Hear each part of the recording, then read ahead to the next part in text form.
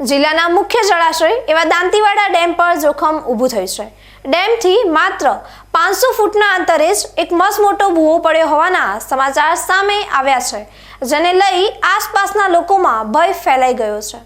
Canal તૂટી જવાથી અંદાજે 1000 ક્યુસેક જેટલો પાણીનો પ્રચંડ પ્રવાહ નદી તરફ વળી ગયો છે, જેને કારણે આસપાસના ગામોમાં ભારે ફફડાટ વ્યાપી ગયો છે। સ્થાનિકોના જીવ અત્યારે તાળવે ચોંટ્યા છે, કારણ કે જો આ પ્રવાહ વધશે તો મોટી જાનહાનિ થઈ શકે છે। દર વર્ષે ઇન્સ્પેક્શન અને રિપેરિંગના નામે સરકારી તિજોરીમાંથી કરોડો રૂપિયા ખર્ચાય છે, છતાં મુખ્ય દિવાલની આટલી નજીક આવડું મોટું ગાબડું કેવી રીતે પડ્યું? શું અધિકારીઓ માત્ર કાગળ પર જ તપાસ કરી રહે છે?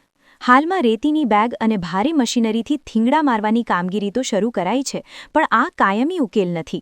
સાહેબ, અત્યારે આ જે દાંતીવાડા ડેમની બેદરકારી સામે આવી છે, જે લહેર છે, આ મુખ્ય લહેર છે, અને લહેરમાં જે ખેડૂતોને પાણી છોડવામાં આવે છે, અને અત્યારે લહેરમાં મોટું ગાબડું પડવાથી મોટી ઘટના સર્જાઈ છે। તે સાહેબ, અહીંયા અધિકારીઓને ફોન પર વાતચીત કરી હતી, પણ કોઈ અધિકારીએ ફોન ઉપાડ્યા નથી, અને પણ પત્રકારોને પણ પ્રવેશ આપવામાં આવ્યો નહોતો, અને આ ડેમની અધિકારીઓની મોટી બેદરકારી સામે આવી છે। આ ડેમ ગાબડું કેટલા ફૂટનું હશે? ગાબડું તો સાહેબ, જે આ ટેરબા આવે ને, ટેરબા 100 ટેરબા અહીંયા નાખો ને તો ગાબડું બુરાય એવું નથી, અને દાંતીવાડા ડેમના ઘર નાળાથી 15 થી 20 મીટર દૂર ગાબડું આ લહેરમાં મોટું જોવા મળે છે। આજુબાજુમાં ડેમના દરવાજા આવેલા છે સાહેબ, દરવાજા આવેલા છે ને ડેમને કીધું ને તમને કે 20 ફૂટ દરવાજાથી ગાબડું દૂર છે।